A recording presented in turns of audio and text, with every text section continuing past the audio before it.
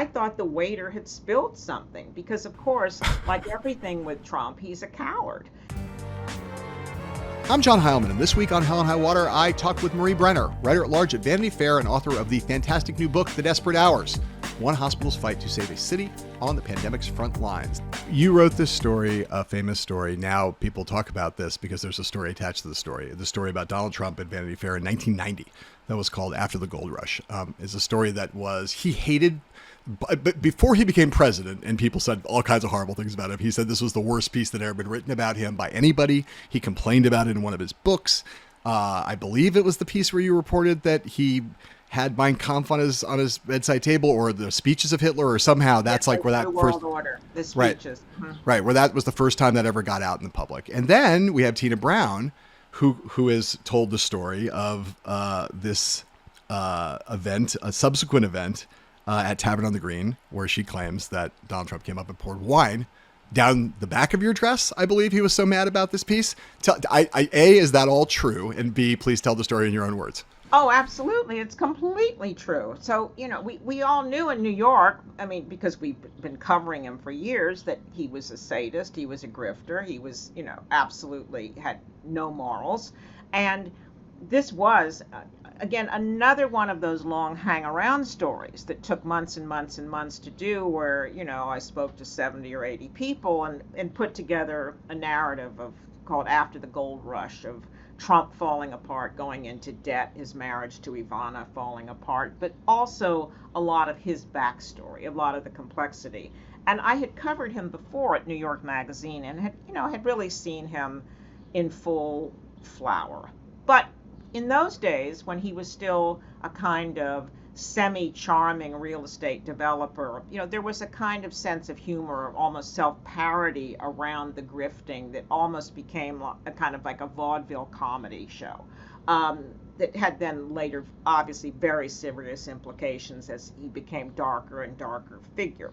So, as you say, he hated this piece and went out on with Barbara Walters on her, who was anchoring in ABC then, and went out and said, she had my story on her lap and said, Donald, did you really tell, Ivana, that, this is like, women are just to do this, that, and the other two, and did you do this? And he said, oh no, these are all lies, and Marie Brenner is a dreadful liar, she's a terrible, has terrible problems with men, she's a dog, the kind of stuff that then we saw later in 2016 when he would take on Megyn Kelly, where people were still, like they out of New York City, where we understood that behavior.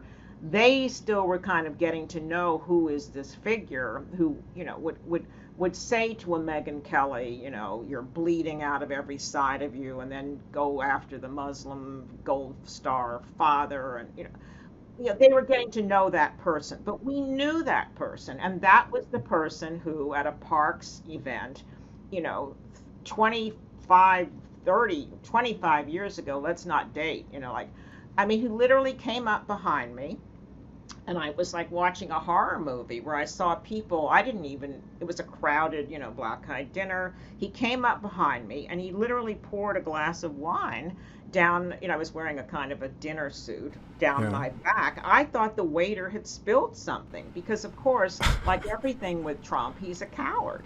And so he wouldn't get in my face. He didn't even do that wonderful, brute and like throw the wine in my face. He then scurried out of the room as people's mouths dropped in horror. And that was Trump. That's what he did. Red wine or white wine?